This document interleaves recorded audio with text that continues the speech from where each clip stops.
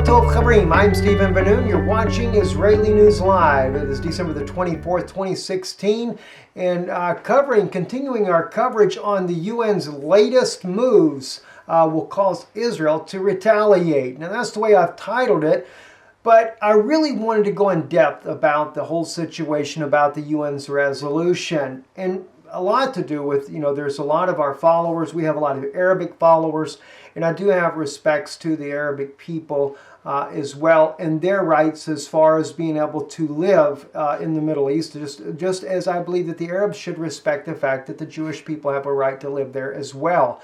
But I want to show and share with you from a prophetic side of this, as well as looking at the historical facts and the news that has been breaking with the UN resolution that just was passed here recently, where Obama abstained, had the USA did not try to block it or anything to stop the settlements inside the West Bank there.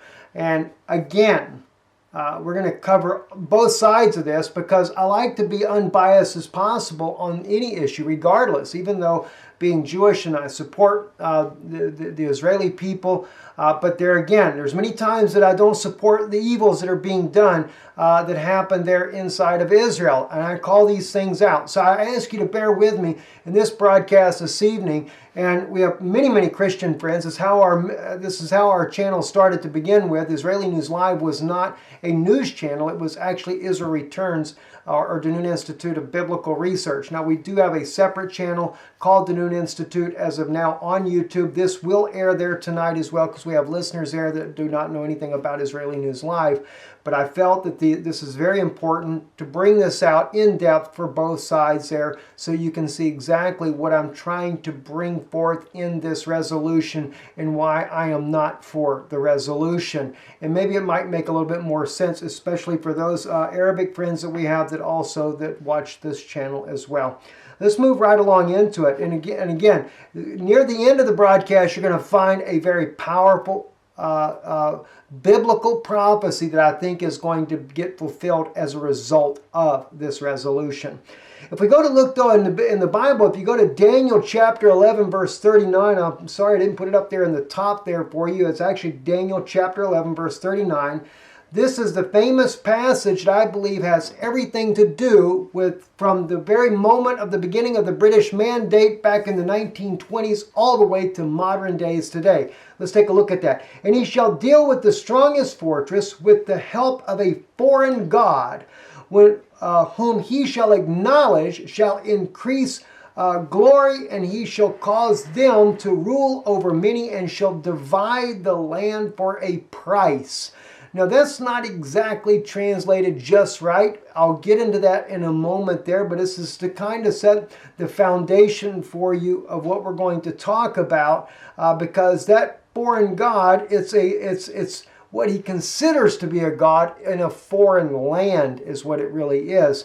The Necher is what he's calling his foreign god there, but this is the British Empire, and the foreign god that he is whom he's getting the help from is none other than the Catholic Church, the Vatican itself, specifically. Not so much independent Catholic Church around the world, but the Vatican itself. So let's take a look at this. Let's go all the way back. In July of 1922, the League of Nations entrusted Great Britain with the mandate for Palestine, recognizing the historical connection of the Jewish people with Palestine. So Palestinian friends, let me just share with you. I know you got several of you guys that watch as well, and you have to understand Palestine, or what we call Palestinians today for the West Bank, was actually first labeled this for the Jewish people.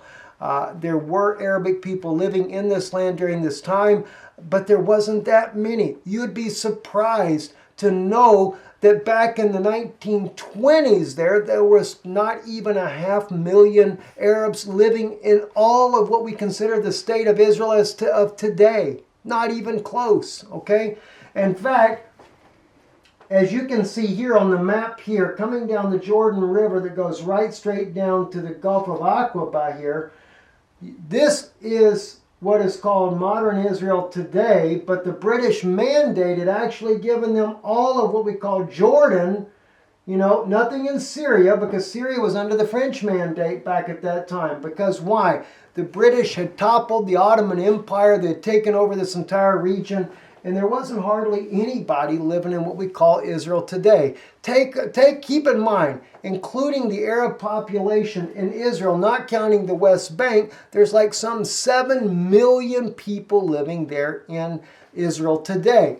Excluding the West Bank, there's like in the Gaza Strip over here, there's a couple of million people living there. Then you take the people living in the West Bank as well. It's not that many. I mean, it's a lot of people now, but if you take back then, less than 500,000 people encompass this entire region. That's, in fact, not just here.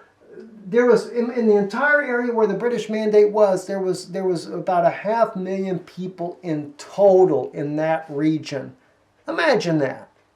Well, now we have all these people here today, which is a much, much greater number now. But let's take a look at what it says. Recognizing the historical connection of the Jewish people with Palestine, Great Britain was called upon to facilitate the establishment of the Jewish nation home in Palestine, Eretz, Israel, land of Israel. Shortly afterwards, in September 1922, the League of Nations in Great Britain decided that the provisions for setting up a Jewish national home would not apply to the area east of the Jordan River, which constituted 3/4 of the territory included in the mandate, which eventually became the Hashmonite Kingdom of Jordan. All right?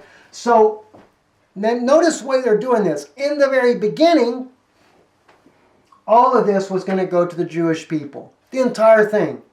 That's what the British mandate originally did back in July of 1922. But by September 1922, well, what do you know? They cut it off at the Jordan River, and everything to the east now belongs to the Hashmonite kingdom there, which are the Jordanians, or what became known as the Jordanians today. And we're going to get into a little bit, though, how that came about. All right? So just let's follow along with me here. Now, what we had happen the other day, the UN chief welcomed Security Council resolution on Israeli settlement as a significant step. This is on the UN.org's resolution 2334. That's the number of the resolution that got passed yesterday, December 23rd, 2016. United Nations Secretary General Ban Ki-moon today welcomed the adoption of Security Council resolution, which states that the establishment of Israeli settlements in Palestinian territory occupied since 1967 have no legal validity, constitute a flagrant violation under international law, are a major obstacle to a two-state solution and just a lasting comprehensive peace. Note, that includes Jerusalem. All right? Now, here's what's interesting. According to the mandate in 1922, all this was going to be given to the Jews, not to Arabs. All right? Now, it wasn't that the Arabs were going to be thrown out. No, not back in 1922. In July of 1922, the Arabs were all going to live there, but it was going to become a Jewish state. The British had the power to do that because the British controlled the entire region. The French controlled the Syrian region. All right? Even Iraq was under British control. All right? So all this was under the British control. And they had given this part of the land to the Jewish people, called the British Mandate. And again, there was no throwing the Arabs out. There was only 500,000 Arabs in the land at that time, in the entire region. They were going to coexist together. But something began to change, and it has everything to do with Daniel 11's prophecy, which I'm going to come back to in a moment. All right? So, let's go back again. So what happens is they're saying now that they have no right to have the settlements there, that it's illegal. But even in September of 1922, they cut it off at the Jordan River, and they said the Jews will get everything to the west of the Jordan River, and to the right, the Arabs will end up getting that. Actually, the Hasmoneans, Hashmonite Kingdom of Jordan, would get this. Now, that was actually awarded to the king, or a man that was made to be king because he'd helped fight the Ottoman Empire, and so it was given to him as a gift. All right?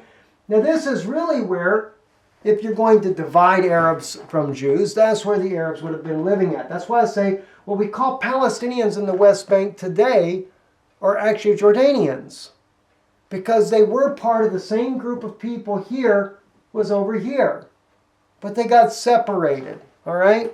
Again, according to the mandate in 1922, there was no throwing the Jews out here and throwing the Arabs out here. But I guarantee you one thing, in the Resolution 181, it was the other way around.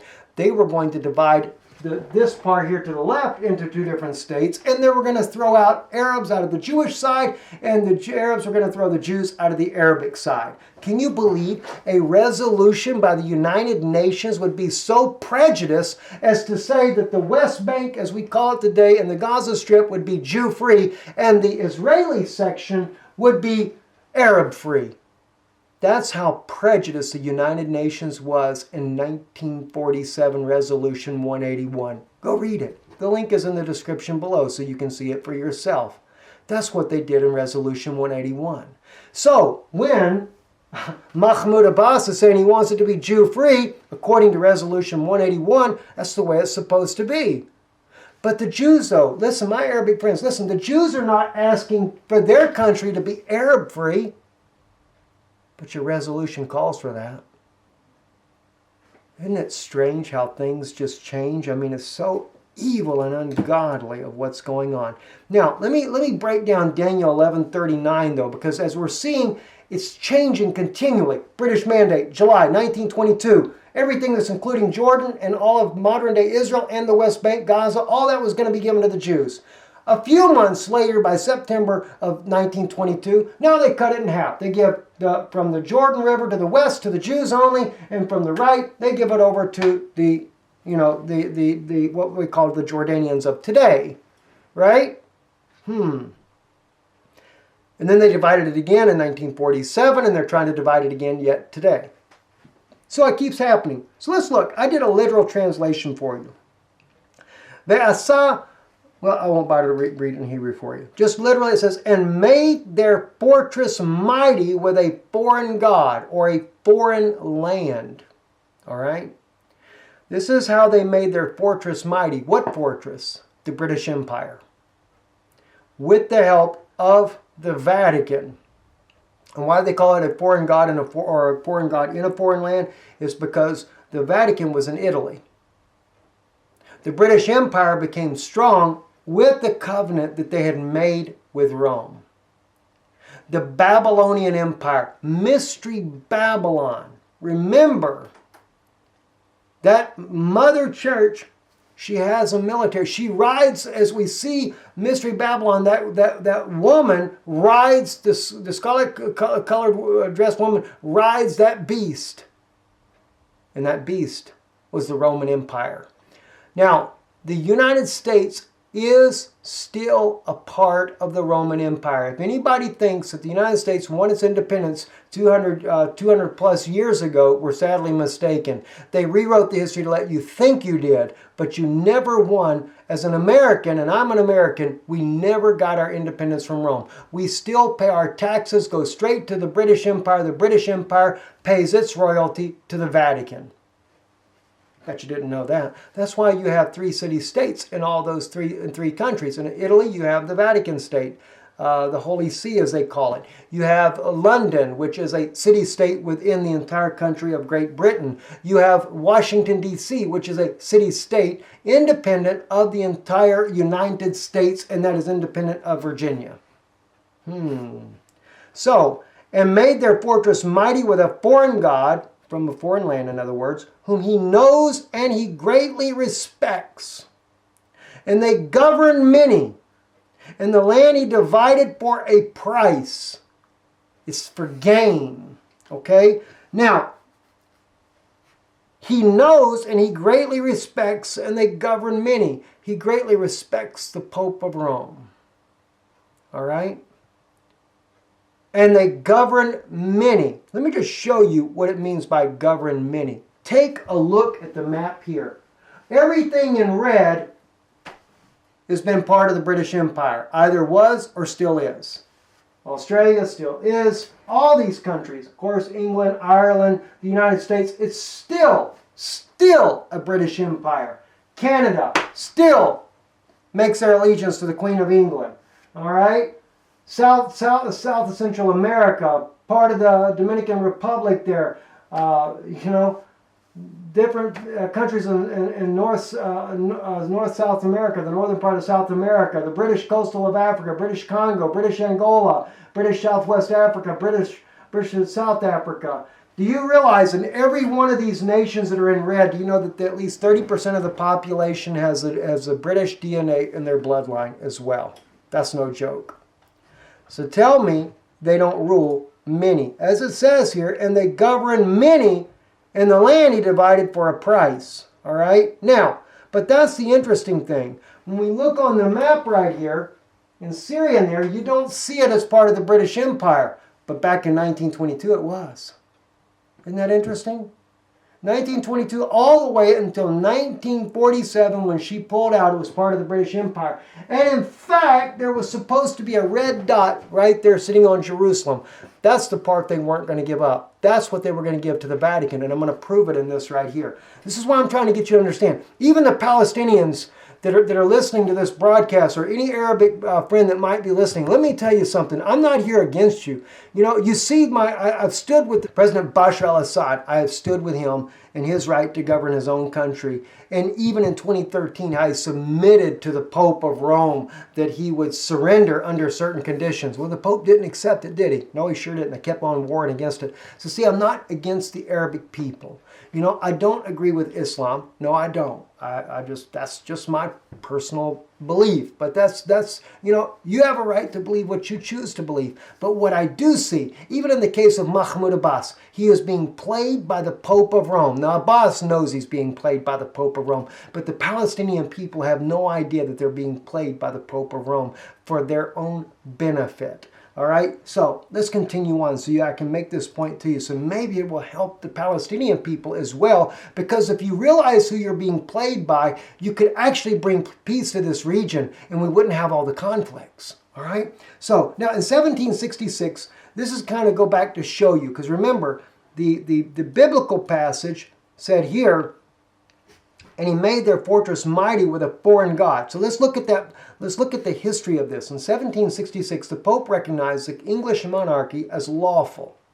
And this led eventually to the Roman Catholic Relief Act of 1829. The dioceses replacing districts were reestablished by Pope Pius IX in 1850. Apart from 22 Latin Rites dioceses, there is an Eastern Catholic diocese in the Ukrainian Catholic Eparchy of Holy Family of London. And by the way, I don't know if you know this or not, but in London, there is still part of the remnant of the wall when London was considered under the Roman Empire. Did you know that? Historically, London was part of the original Roman Empire.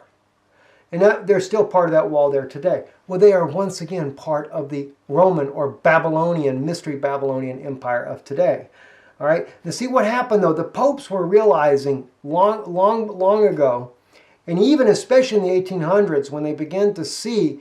Well, let's get into that. That's our next frame anyway. Palestine Land Development Company, land purchasing company of the World Zionist Organization. Now, I realize, and I want to make this clarification as well. Biblical Zionism, in other words, Jewish people returning to their homeland because they want to see the Messiah, I am in favor for 100%. And I don't think that anyone should be against that. All right? Political Zionism that has come under the control, starting out with the Rothschilds and under the control of the Vatican, I am dead set against. Because that's against the Jewish people. It's against the Jewish people and their right to come home, which you will see tonight. All right? So I'm not for the political Zionism. But I want to say this, because there were two types of Zionism. One was for the Jews just wanting to come home. Established in 1908 by Arthur Ruppin, a German Jew, as a part of the World Zionist Organization, the Palestine Land Development Company, PLDC, used Jewish National Fund and private monies to purchase and populate tracts of land with Jewish immigrants. It acquired extensive holdings in northern Palestine, Galilee, particularly in the 1920s and 1930s. But before that, when this whole region was still under the Ottoman Empire, the Ottoman Empire had allowed the Jews way back in the 1800s, late 1800s, around 1870, the Ottoman Empire they eased the restriction on Jews being allowed to purchase land inside of what is now today called Israel. And they allowed them to go there and purchase land. And they did so, starting down in Joppa, what became known as Tel Aviv, and they began to buy land up in mass quantities. The Iranian Jews, the Iraqi Jews, the Jews from down towards Yemen, all these Jewish families began buying large swaths of land, and they began to take over this region of the world because, like I said, even here in the 1920s and 1940s, there's only 500,000 Arabs in the entire region. So for the Jews to come in and buy land, it was not hard to do, and it was not hard for them to settle this region. That is the way to return to the homeland. Legally, by the law of the land, and the Arabic laws were allowing them to do this. But Rome did not like that. That's why Rome began to reestablish ties with Britain in order to bring about World War I to put down the Ottoman Empire. And if you look at the history on it, you'll find out that is true. The Catholic Church wanted to crush the Ottoman Empire for allowing the Jews to turn to the homeland because why? Rome wanted control of the Holy Land, as it's called. They wanted control of it, and they didn't want the Jews getting a hold of it unless they had control of it. This is why World War I came about. This is why the Vatican, all the way back here in 1766, the Pope is trying to reestablish that ties with the British monarchy there because they know that the Jews are going to try to get the land. And they got to be able to bring down the Ottoman Empire in order to secure that land for themselves. And even when before World War I, as you see here in 1908, they're already, again, the Jews are continuing to build, to put together, to bring monies together to be able to buy land. All right, so particularly in the 1920s and 1930s, the PLDC bought nearly 90% of its land from large landowners rather than individual peasants. Many of the transactions created controversy, such as the PLDC's purchase of 240,000 dunums. And I don't know if dunums is, no, I don't think it's the same thing as a hectare. Hectare is what they use in Europe a lot of times, and that's about, I don't know for sure, I think it's like 3.5, 4 acres to 1 hectare. Anyway, they were buying land at 144,000 acres, or 60 hectares. Okay, that's what they got in there, 60 hectares of fertile land in the Jezreel Valley between 1921 and 1925. Its purchase of 30,000 dunums, 18,000 acres or 7,500 hectares, in the Wadi Hawarith in 1929. That's what was freaking Rome out, is that they were doing this. And they began to work on putting a halt to it. That's one thing for sure. We'll get to that a little bit later in this broadcast here. Let's move on, though. The iconic image of the General Allenby entering Jerusalem on foot in 1917 at World War I. There's been a lot of things that have been said that when Allenby was coming up, that the Arabs were told that Allah was coming, and this is what made them give up the city without firing a shot. But I do have a lot of respect for General Allenby because there was a good friend of his that was a believer in Yeshua, that is Jesus, and he had told Allenby, when you enter into the city, whatever you do, dismount your horse. Because when the Messiah comes, when he returns, he's the one coming on the white horse. And he's the one that will ride the horse in. So when you come, in respects to the Messiah, Yeshua, Jesus, dismount your horse. And Allenby, in respects to the coming of Yeshua, actually dismounted his horse and walked through the gates, the Joppa gates there in the old city of Jerusalem. The film director by Yaakov Gross and Eli Cohen shows that the taking of the Jerusalem was actually something of an anticlimax. What the general intends as a Christmas present to King George V was delivered on Hanukkah. The Turks had fled, and as all but 20,000 of the city's 50,000 mainly impoverished inhabitants, the only casualty was the Arab mayor who fashioned a surrender flag out of 2 sheets and succumbed to a cold a few days later. So, again, there was no casualties. And only 20,000 people in Jerusalem. Imagine that today. Much, much difference in numbers there. But this is where things get kind of interesting. And this is what I want to bring out as the historical side of this because of looking at the prophecy of Daniel 11, verse 39. The British actually limited the absorptive capacity of Palestine by partitioning the country. All right, in 1921, the Colonial Secretary Winston Churchill, as you see pictured here, rewarded Sheriff Hussein's son, Abdullah, for his contribution to the war against Turkey as a consolation prize for the Hejaz and Arabia going to the Saudi family. Churchill installed him in an emir. Churchill severed nearly 4/5 of Palestine, some 35,000 square miles, to create a brand new Arab emirate, Transjordan. So, this is when we see, as you can see, this is all the original land that was given to a Jewish homeland according to the British Mandate. But Churchill, he just decides to award a big old chunk to the Jordanian family now, Abdullah. And now he gets his own land there. This is, if you technically are going to divide Jews from Arabs, this was the section that the Arabs were going to get. Once this happened, the Jews were actually hoping, what you see here in blue, this is what the Jews were hoping to at least get then, if nothing else. That's what they really were hoping for, that this would become the national homeland, because they kept seeing that the British kept dividing the land. And why are the British dividing the land? Because remember, Daniel 11 verse 39 says they divide it for a price, for gain. Whatever does them good, that's what they divide it by. And the fact that we can see biblically that Britain is that fortress, they are that military power that Rome was using to take the Middle East by World War I. In fact, Rome was very much behind both World War I and World War II, bringing about both wars, and both wars were serving a purpose. World War I was to stop the Jews from continuing to buy up the land in that part of the region of the world, because there was a lot of it for sale. All right, a lot of it was being sold and being bought by Jews, and the British did not want that happening. So they created World War I to slow that down and gain control of the land themselves, because the Ottoman Empire had already permitted the Jews to return to the land and buy the land if they so desired to. So a lot of people, when you sit there and you want to throw stones at the Jews and say, oh, the Jews, they just come here, the wicked Zionists, they just taken all the land. They were buying the land. The only ones that did the evil was when the Vatican brought in their own little thugs to run the government of Israel. That's the ones that have done the evil. The very Catholic Church, you Palestinian friends, are depending on to help you to have a Palestinian state.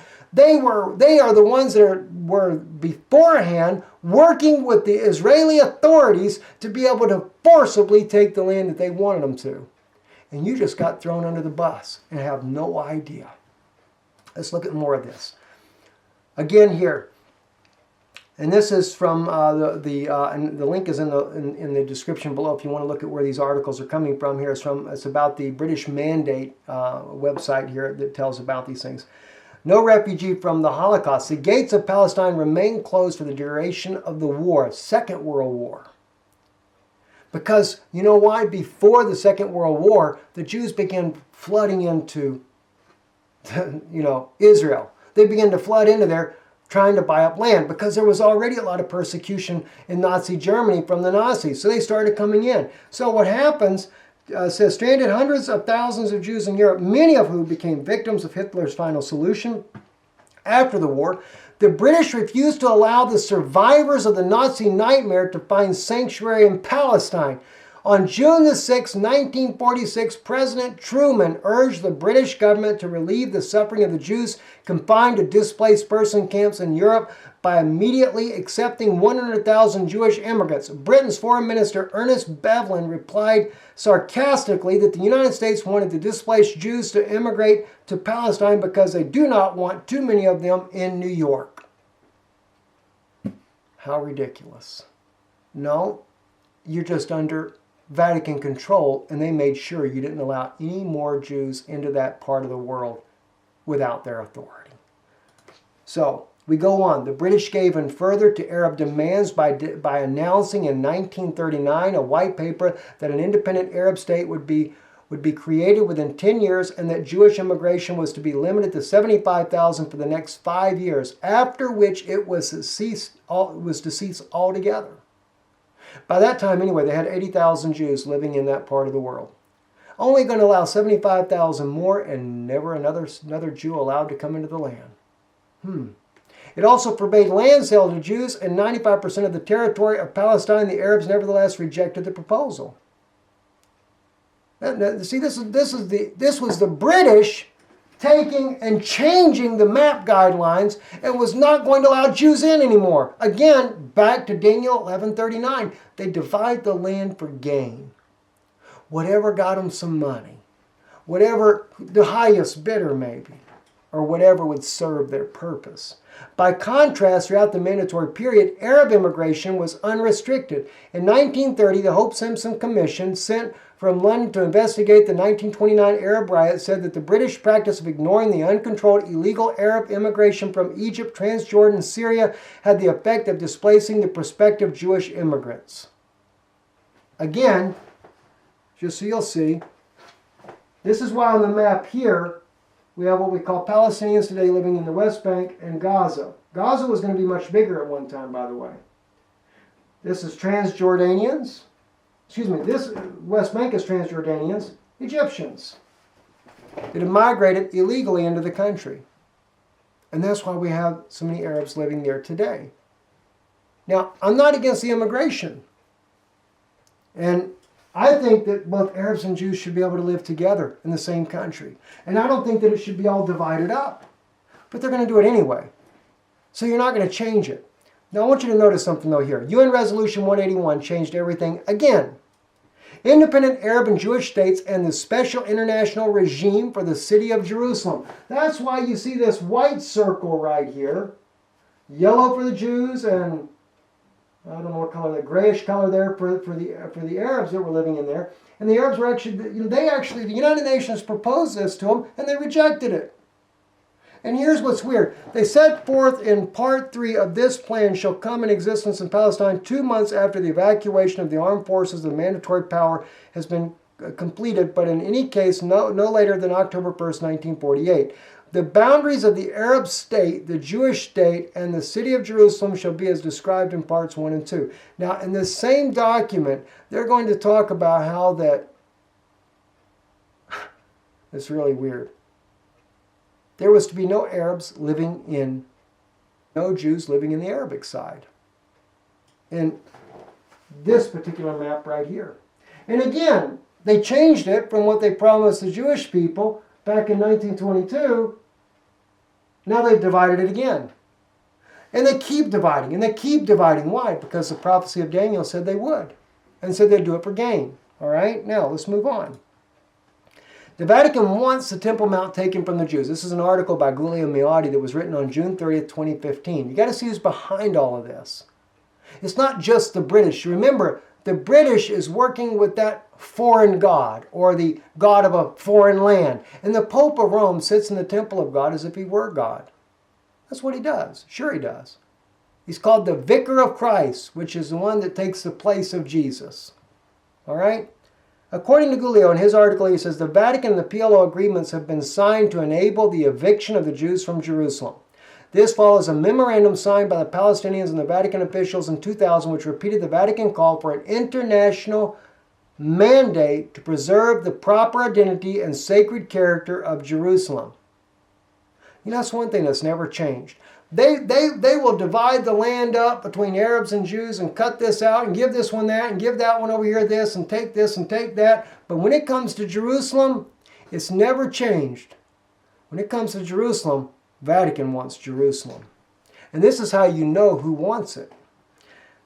All right, repeated the Vatican call for an international mandate to preserve the property and identity and sacred character of Jerusalem. It means a return to a time when a half of Israel's capital was under Islamic control and the old city was closed to Jews and the synagogues were desecrated and the walls barbed wired and snipers divided the city by force. The Vatican is consistent. In 1964, when Pope Paul VI made the first papal visit to Jerusalem, Jews and Christians with Israeli passports were barred from entering the old city, and no Vatican official complained about that. What Giulio noted there. Now we come to modern days. Now, this is the new map, and you're not going to really recognize it that much yourself. We're looking at Jerusalem right here, but this here, the green line, is based on the Oslo Accords 1993 that were signed then by Shimon Peres and the Vatican. They worked out the agreement, and all inside this red line here was actually part of Jerusalem. I actually lived in a neighborhood right over here. Now that is considered the West Bank. And so, in fact, the old city, sitting right in here, is all inside what is called the West Bank now. So when they're doing the resolution, saying that the Jews can no longer build settlements inside the West Bank, they're also talking about what has actually been part of Israel since 1967. They're going back to the recognized lines before 1967. This is where it gets dangerous, friends, and this is what I'm talking about. This takes the entire old city and puts it in Palestinian control. This is why they've been changing the names of locations, like in Bethlehem. They consider now the tomb of Abraham, the tomb of Abraham and Sarah. They consider this an Arab site, not a Jewish site. They consider the Wailing Wall an Arab site, not a Jewish site. The Temple Mount, a Jew cannot pray there. An Arab can pray there. I don't even know if a Christian can pray there, for that matter. But what about when the Word of God says that I would that man everywhere, at all times, with uplifted hands, pray without ceasing? But we're not allowed to pray there at the Temple Mount.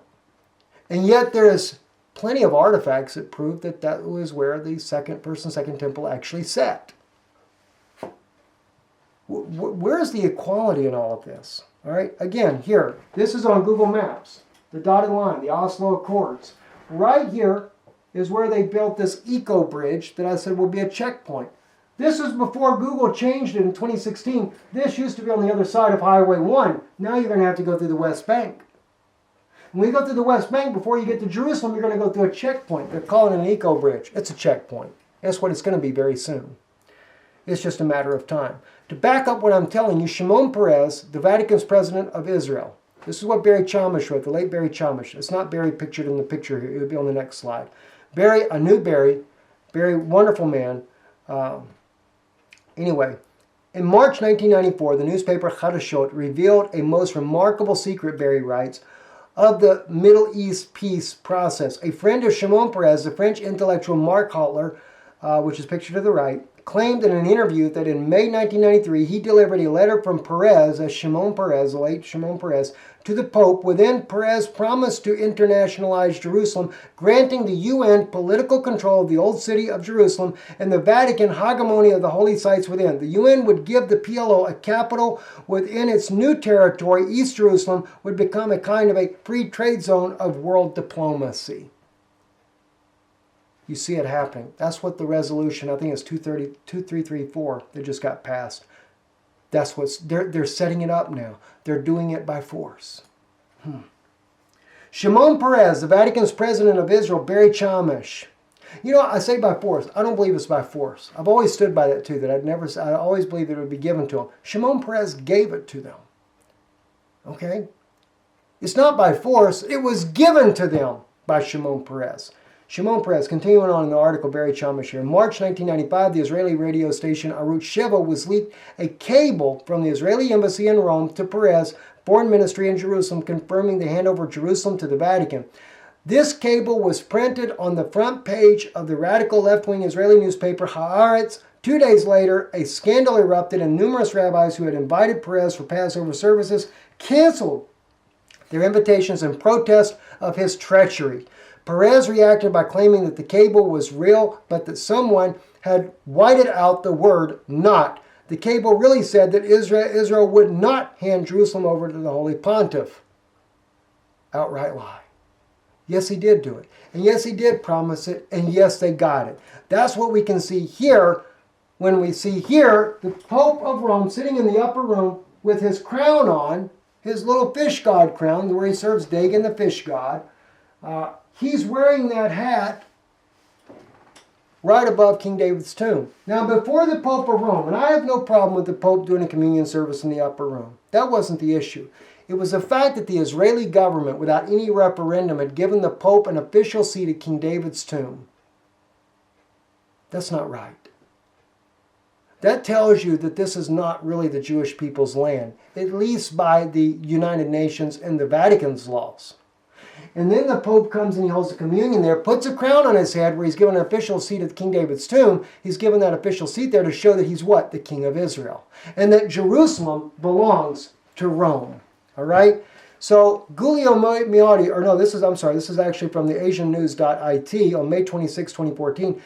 The Eucharist celebration in the Upper Room was the last event in Pope Francis' pilgrimage to the Holy Land before his flight home to Rome tonight. Here the church was born. He said, and it was here that she set out in a place that reminds of the service of fraternity and sharing harmony, peace, promise, but also of the pettiness, curiosity, and betrayal. Yeah, it's a betrayal, all right. I got to read something to you guys, so apologize for having to jump off screen here for just a second. And I'm doing this for the sake of those that maybe have never heard this broadcast before. And by the way, I know many of you guys, whether you celebrate Christmas or not, many people, especially in America, it's a holiday season, even for the Jews who have Hanukkah's already passed, but you'll still go visit loved ones because everything's pretty much closed in America. Share this broadcast with your family members. I encourage you with all my heart, share it with everybody you possibly can. All right, now I'm going to show to you though, this fulfilled a magnificent scripture in the book of Obadiah right here. Most people have no idea that it did. But in Obadiah, in verse, what was it? It was verse 16, I believe it is. Yes, for as you have drunk upon my holy mountain, so shall all the heathen drink continually. Yea, they shall drink, and they shall swallow down, and they shall be as though they had not been. But upon Mount Zion shall be deliverance, and there shall be holiness, and the house of Jacob shall possess their possessions. So yes, he's on Mount Zion. He's drinking on Mount Zion. And the interesting thing is in the Hebrew language, it's in the masculine plural. And by the way, he drank a communion with men only, and that's according to the Catholic News itself. But the following week, there were other denominations that came there as well and did a communion service, including Catholics, including Greek Orthodox. And then they even threw all the Jews out of the tomb of David forcibly by special forces of the elite Israeli military, threw the Jews out of King David's tomb, and they did a communion inside King David's tomb. You tell me they're not exercising their authority that Jerusalem has been handed over to them according to the 1993 Oslo Agreement made by Shimon Peres. Yes, it is. All right, now we're getting winding down now. Let's look at this real quick. Pope Francis calls for an end to Israeli-Palestinian stalemate. Los Angeles Times, May 25th, 2014. All right, it says here, previous popes always came to the West Bank after first arriving in Tel Aviv, Israel. Francis, however, landed at Bethlehem on a helipad from Jordan, headed into an official welcoming ceremony and meeting with the Palestinian President Mahmoud Abbas. Standing alongside Abbas, Francis declared, "The time has come to put an end to this situation which has become increasingly unacceptable." He said both sides needed to make sacrifices to create two states, with internationalized, recognized borders based on mutual security and rights for everyone. Isn't that interesting? Do you know that's in Scripture as well? To my Palestinian friends, listen to what it says here. And after the league made with him, he shall work deceitfully, and he shall come up and become strong with a little nation. Actually, the small Gentiles, small number of Gentiles. That's the Palestinians. But it says it happens really strongly after a league is made, a league that is supposed to be made beforehand. What league is he talking about, Daniel? What do you know? Orthodox Rabbinic Statement of Christianity on December 3rd, 2015. What they call the World Jewish Congress, not to be mixed up with the Knesset. And this is only a small number of the rabbis listed here. Signed an agreement with Rome. They signed a league with Rome, recognizing the Vatican, and the Vatican signing that agreement, recognizing them.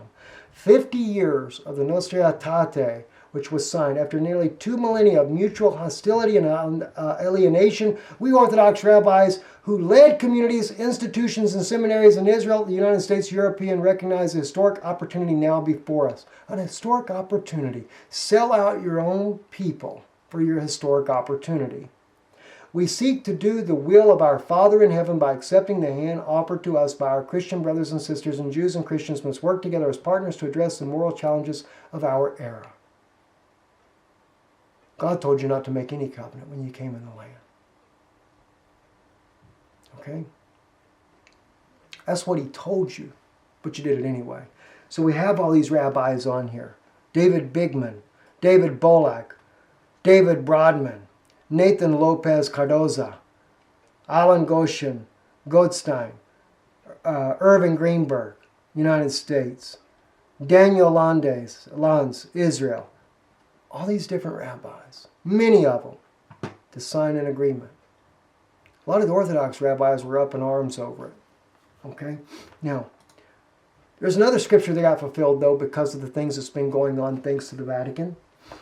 On Israel National News, there was an article by, again, Giulio Milati, who's an Italian journalist, and he wrote this. He quoted a cardinal called Louis-Jean Tron, who works in the Vatican itself. Very interesting quotation. There will not be peace if the question of the holy sites is not adequately resolved. Again, they're trying to get Jerusalem, okay? Cardinal Tron said, the part of Jerusalem within the walls, within the holy sites of the three religions, is humanity's heritage. The sacred and unique character of the area must be safeguarded, and it can only be done with a special internationally guaranteed statute. Resolution 2334 gives them that statute they've been wanting. Oslo Accord, 1993, Shimon Peres gave them exactly what they wanted. Now, Ezekiel 35, verse 5. Prophecy that's been fulfilled. Been fulfilled 2,000 years ago and is being fulfilled today in the last intifada that took place in Israel. Ezekiel 35:5, because thou hast had a perpetual hatred and hast shed the blood of the children of Israel by the force of the sword in the time of their calamity and the time that their iniquity had an end, because thou hast said, these two nations and these two countries shall be mine, and we will possess it, whereas the Lord was there. It has two different verses in Ezekiel 35, 5 verses apart, verse 5 and verse 10. Notice, these two nations, these two countries shall be mine. A Palestinian state and a Jewish state. But Rome is claiming it. How do we know it's Rome? Because it's Esau. And Esau we know is Rome because of why? When David and Saul were they were warring with the Edomites, they killed every one of them according to the biblical record on that except one. And that was a man by the name of Hadad, a little boy at that time. He escaped, he goes down to Egypt, he's raised by the Pharaoh of Egypt. But when he actually becomes of age and finds out that David has died, he asks Pharaoh to make leave. And yet he's married to the Pharaoh's wife's sister. He grants him leave, but everything was just like Moses. Have I not done everything for you? Have I not got everything you want? Place to live, etc.? He said, I know, you have. But I want to go back home to my people. He doesn't go down there to the land of Edom. He goes to Syria and becomes the king of Syria. Isn't it ironic that 2,000 years ago, the Romans destroyed the land of Syria, just like they're doing it today through the NATO forces. They have destroyed the land of Syria. And then after they destroyed it, they took what was left of it and made it an ally so that in 70 AD they could destroy the temple and the sanctuary. After the Romans, though, of course, got full control of Israel. Then they destroyed the temple and the sanctuary. History repeating itself. NATO, under the heavy influence of the Vatican, Syria nearly. Russia is their only problem right there, and that's in Daniel as well. When it says tidings out of the east and the north trouble him. They didn't expect China and Russia to be involved in Syria, did they? But it's only to set aside. It's just for a short period of time that it troubles them. Anyway, this thing about the sword. Notice that in verse 5. Because thou hast had a perpetual hatred, Esau. By the way, Hadad goes into Syria, becomes a king. Later, his descendants, they marry in amongst the people there. He goes from there to northern Africa and then into modern-day Italy, where Rome is. And that's how we know that it's Esau's descendants, because Obadiah clearly defines those that destroy. Daniel does as well. Daniel says that the one that would destroy the temple and the sanctuary would be of the people. See? That where the prince shall come. The prince that shall come is the Pope of Rome. He'll be the prince over Jerusalem, all right? Whether it be the Pope you have now or another Pope, doesn't matter. He'll be the prince over Jerusalem, all right? Now, but the people that destroyed the temple and the sanctuary were the Romans from Italy, modern-day Italy, All right, so we know that shows you that it's Esau's descendants. Not only that, Obadiah says, I think in verse 6, that Edom is the one that destroyed. Esau is the one that destroyed the temple and the sanctuary. Titus, the Roman general. So we can biblically prove that the Edomites are the Romans or the Vatican today. Now, it says here though, and has shed the blood of the children of Israel by the force of the sword in the time of their calamity and the time that their iniquity had an end. The calamity, clearly identified by Daniel, was the destruction of the temple, 70 AD.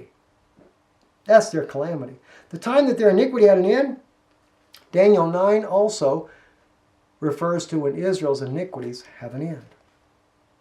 That's in modern days, where Israel is about to be redeemed by their Messiah. And again, they used a sword in the times of the Romans, and today, as you see pictured here in the Third Intifada, the sword was being used once again at the advent of the coming of the Messiah for Israel. Isn't it interesting how prophecy lays in every news flash you can find? Closing here in this last frame here, I want to share this part here with you. I said to you that at the end of this broadcast, I would share how what is happening in Israel today may very well have a very prophetic implications on the latest UN resolution 2334. Because we read over here in an article rebuffing Israel, U.S. allows censure over settlements, December 23rd, 2016, New York Times, Prime Minister Benjamin Netanyahu of Israel, who had scrambled in recent days to stop the measure from coming to a vote, issued a blistering denunciation afterward. Israel rejects the shameful anti-Israel resolution at the UN and will not abide by its terms. Mr. Netanyahu said in a statement, at a time when the Security Council does nothing to stop the slaughter of 500,000 people in Syria, it disgracefully gangs up on the true democracy in the Middle East, Israel, and calls the Western Wall occupied territory. Part of this he's right about. When it comes to the Western Wall being occupied territory, it's not occupied territory. It is Jewish. The Temple Mount is actually Jewish as well.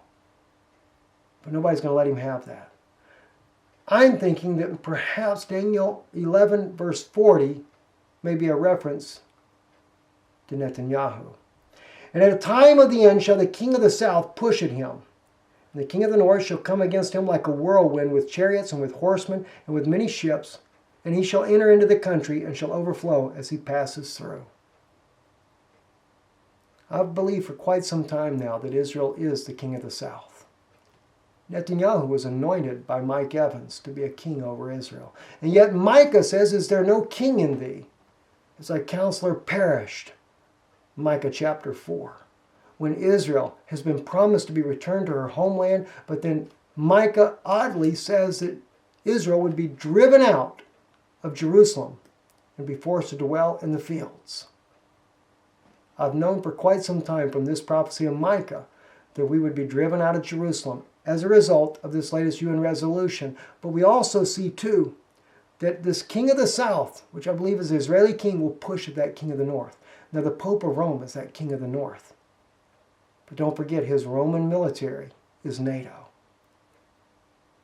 And he will send them in to enforce that resolution. Something will happen and they will turn on Israel. And I believe that's about to happen. So see, my Palestinian friends, I'm not against you. I'm not against you being able to reside in the land of Israel. Israel's not been against that either. I don't say that everything the government has done has been right. I realize that. I know that that's true. There's been a lot of evil done from the government.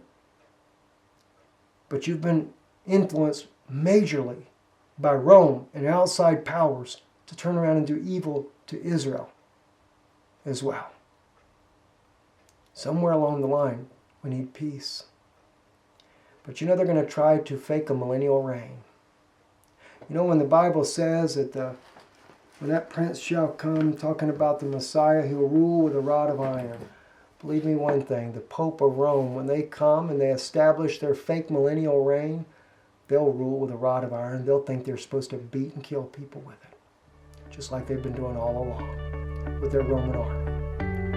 I'm Stephen Benoon. Thank you for watching. God bless you as we near the end of 2016.